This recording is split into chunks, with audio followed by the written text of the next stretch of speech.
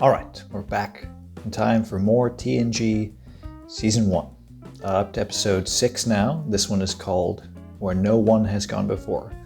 Now, is this going to have any relation to the TOS episode Where No Man Has Gone Before? Don't know.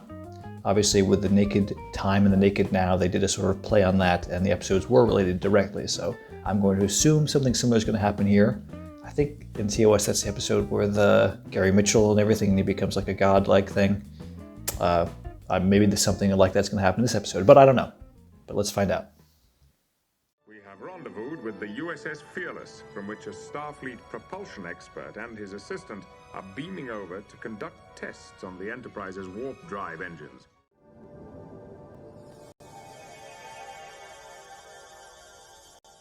Welcome aboard, Mr. Kaczynski. Engines should be the concern. Kind of looks like Hank Azaria.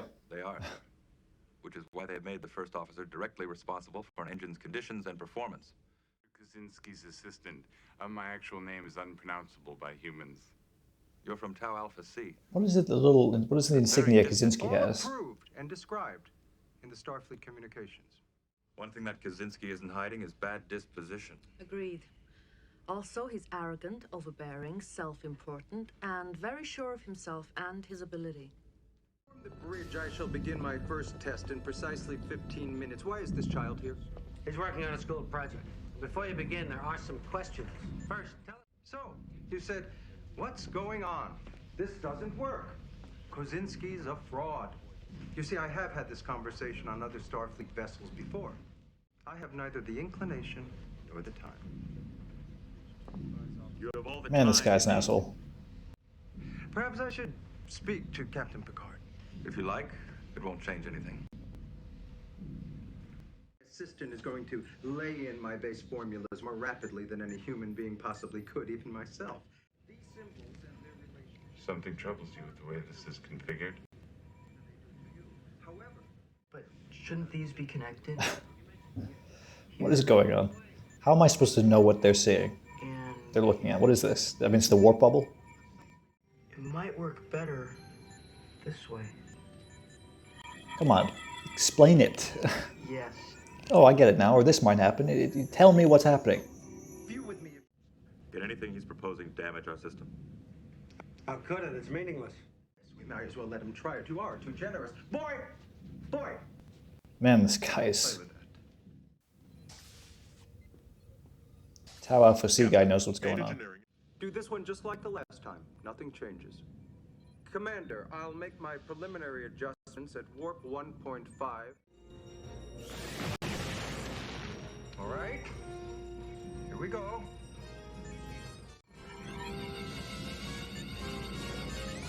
What are you doing?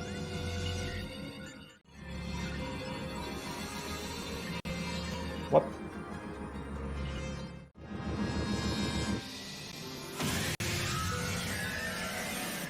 Uh-oh.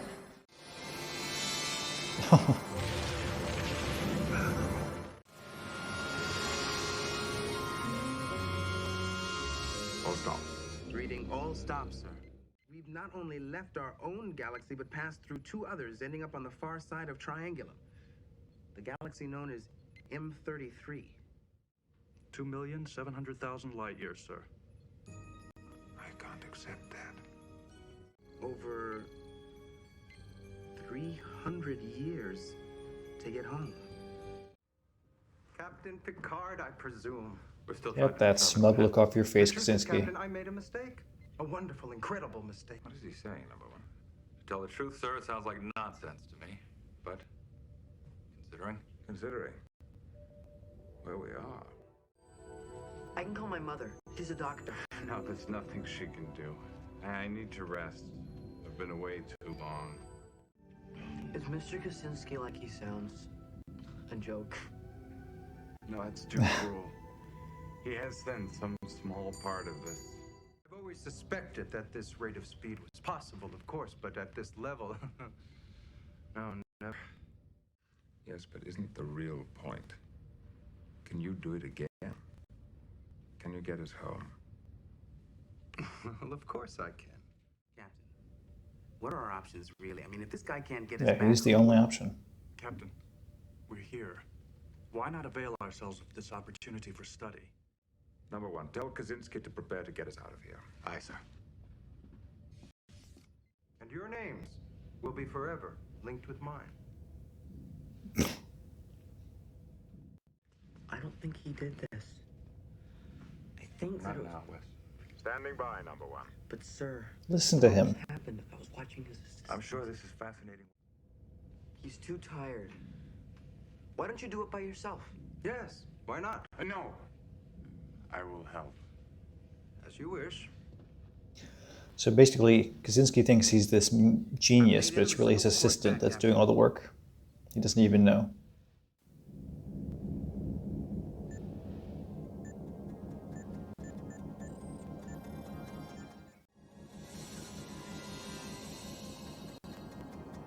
Ah, Riker finally noticed.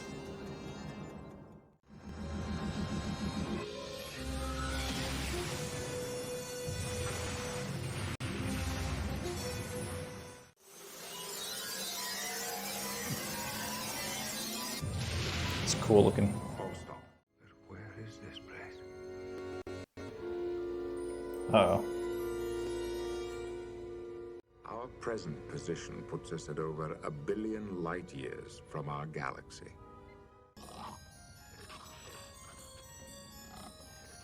What the hell is that? A Klingon Targ. My pet. Why did nobody else react? Just them, too. Oh, kitty cat. Yeah. Oh.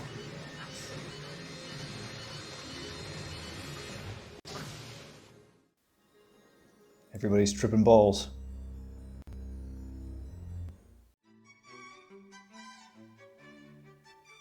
What is going on?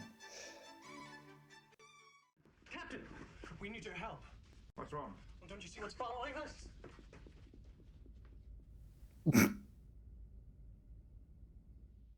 What are you doing? That was a cool transition. So this guy's just like, he's just there in the middle of the room doing this and looks like a... Yep.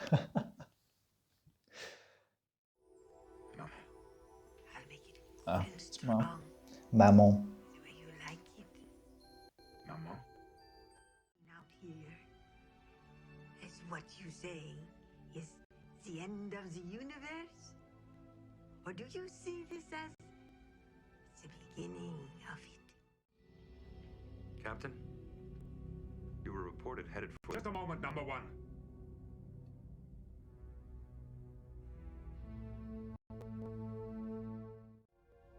General Quarters, red alert. It seems that in this place, the world of the physical universe and the world of ideas is somehow intermixed. What did you do? It wasn't him. It never was. It was his assistant. I honestly thought it was me. I thought somehow I was operating on his level. Wesley did. Very good, Riker. If you knew something, why didn't you say so? He tried to. He tried.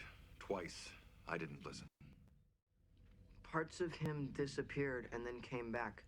Nobody else was paying attention to him the first time. When we saw it this time, he seemed to be struggling, fighting it. He's the only one who can get us back. Realistically, that doesn't seem possible. Wesley can do it. Cause. I don't know. My equipment doesn't register his kind of life signs. Is he gonna be all right? What is the boy doing here? Mom. Can everybody stop being such a dick to him? He seems to have developed some sort of special attachment to the boy. My name is Wesley, Commander Riker. He knows. But We all know. stop being such an asshole. If we stay here much longer, we may lose the ability to distinguish between thought and reality. Now, regardless of the risk, wake him now. Do you recognize me? I'm the captain, and I need answers. Do my best. I am a traveler. Traveler? Then what is the purpose of your journey? Curiosity. That's not an answer. I have certain abilities. And I seek only transportation in order to see It's your reality. Is it true what our navigational sensors are telling us? Are we millions of light years away from where we were? You said a billion. Yes. You understand, don't you? That thought is the basis of all reality. The energy of thought, to put it in your terms, is very powerful. That's just so much nonsense. You're asking us to believe in magic. Thought is the essence of where you are now. You do understand the danger, don't you? Chaos. What we think is what happens. It pains me. I was so careless, Captain. Can you get us back? I will try. Number one, take him down to main engineering. It's Wesley I wanted to speak to you about. The boy? It's best you do not repeat this to the others, especially not to the mother. He and a few like him are why I travel. Musical geniuses I saw in one of your ship's libraries, one called Mozart, who as a small child wrote astonishing symphonies beyond the understanding, the ability of others. Wesley is such a person. Of this vessel, which allow all that to be played. These two have a similar hairline. You're right, I must hurry now. A principal part of this warp formula will be the thoughts of everyone aboard the Enterprise. We have no idea exactly how this works. It will be most important that those aboard avoid random thoughts that might change the reality of what we're attempting to do. It is vital, absolutely vital, that you center your thoughts on your duty or on the welfare. Oh, that guy's wearing one of those again. And now, attempt to concentrate completely on your duty of the moment or on the traveler. You need me? Yes. At least he was finally put in his place.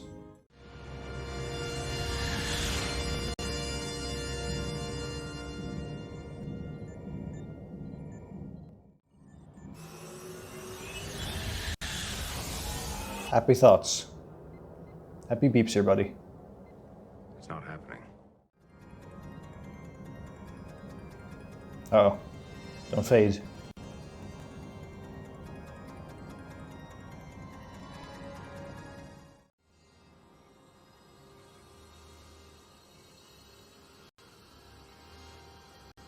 So the fading is like the warp core like draining power from him. Oh. Oh shit. And our position reads exactly what it was before this sleigh ride began, sir. The traveler's gone, sir. Gone. He's phased, completely out of existence. At least out of our existence. He has now left us. Wherever he has gone, we wish him well. Commander Riker has told me how supportive you were in engineering. Well done. Oh, at ease. Sit here in command. Captain, it's not allowed. Your orders. Well then, I'll have to make him an acting ensign. Captain's log. It's about time making Wesley an active crew member. Outstanding performance in the best Starfleet tradition. Wesley Crusher is made acting ensign with the duties and privileges of that rank. At the earliest opportunity, your entrance application for Starfleet Academy will be tendered. Until then, you will learn this ship.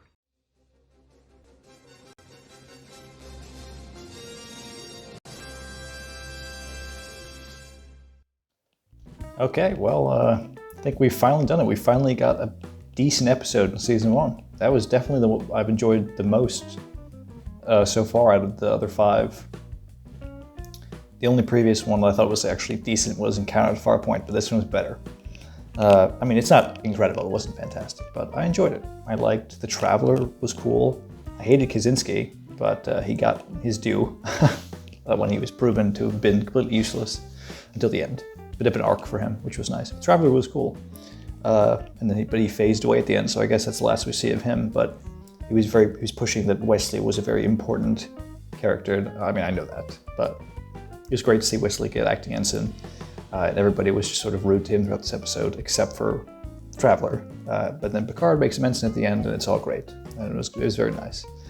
Wesley's a controversial character, but I don't really have a problem with him. It's just whatever to me. But the whole the story was not too original. I mean, they get thrown outside their galaxy, they get thrown further outside their galaxy, and then they just have to figure out a way to get back. Pretty simple. Pretty much all the scientific stuff that was described in the episode was complete nonsense. Everything the Traveler said was nonsense. I mean, even at the beginning I mentioned that they were looking at the warp bubble and they weren't even describing what they were saying. They're just like, yeah, and this happens. Okay, well, what if we did this? You know, usually with Star Trek, the technobabble explains what's going on a little bit, but they just didn't even bother because it was just too ridiculous. Another thing, the chief engineer is not the last chief engineer we saw. It was a woman, now a gentleman with a beard. So I guess they just change chief engineers every day or something on the ship before Geordi becomes chief engineer. So it's kind of weird. But yeah, I mean, this episode was just kind of ridiculous, but fun. I mean, not as ridiculous as like Naked Now, that was just stupidly ridiculous and over the top. This is ridiculous and it's sort of, why not? It's Star Trek at its core, exploring beyond our galaxy. They pretty much threw the science out the window though, but that's fine. So, fun. So I'm glad after I kept complaining every episode of the previous ones that they were just not good or bland or just downright offensive. Finally, we got an episode that I thought was just good. Not great, good. So hopefully we keep to this level of quality from here on out. If we're going to get a bad episode next time, we'll be disappointed, but we'll have to find out then. Thanks for watching.